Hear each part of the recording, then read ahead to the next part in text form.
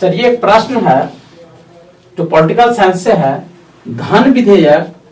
पुनः स्थापित किया जाता है तो ऑप्शन ए में है राज्यसभा में, ऑप्शन बी में है लोकसभा में, ऑप्शन सी में है दोनों सदनों के संयुक्त बैठक में, ऑप्शन डी में है उपर्युक्त में से कहीं नहीं। तो क्वेश्चन है कि धन विधेयक पुनः स्थापित किया जाता है तो इसका सही उत्तर होगा ऑप्शन बी, लोकसभा में धन विधेयक पुनः स्थापित किया जाता है। पुनः स्थापित का मतलब होता है प्रस्तुत किया जाना, प्रस्तुत किया जाना, यानी धन विधेयक प्रस्तुत किया जाता है तो वो लोकसभा में प्रस्तुत किया जाता है, राज्यसभा में प्रस्तुत नहीं किया जाता है। अब इनसे जुड़े कुछ और तथ्य को देखते हैं। लोकसभा में जो धन विधेयक प्रस्तुत किया जाता है तो लोकसभा के द्वारा पारित किया जाता है,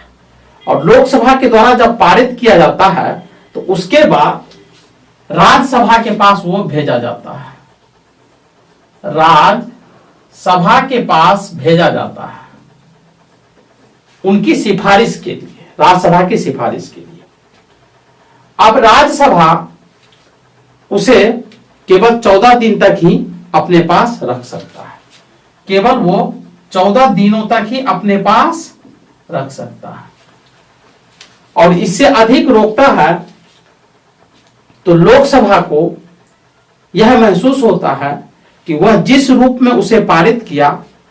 उसी रूप में राज्यसभा में वह विधेयक पारित हो गया। और इसका उल्लेख जो है वो आर्टिकल 1095 के तहत किया जाता है, यानी आर्टिकल 109(5) में यह बात कहा गया है कि राज्यसभा धन विधेयक को केवल 14 दिन तक रोक सकता है, और यदि 14 दिन से ज्यादा समय तक यदि वो रोकता है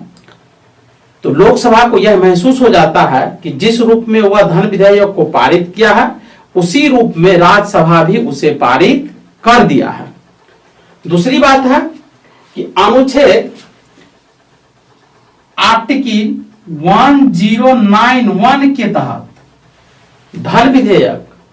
राज्यसभा में प्रस्तुत नहीं किया जा सकता, यानी 109(1) में कहा गया है कि धन विधेयक राज्यसभा में प्रस्तुत नहीं किया जा सकता है, केवल लोकसभा में प्रस्तुत किया जा सकता है।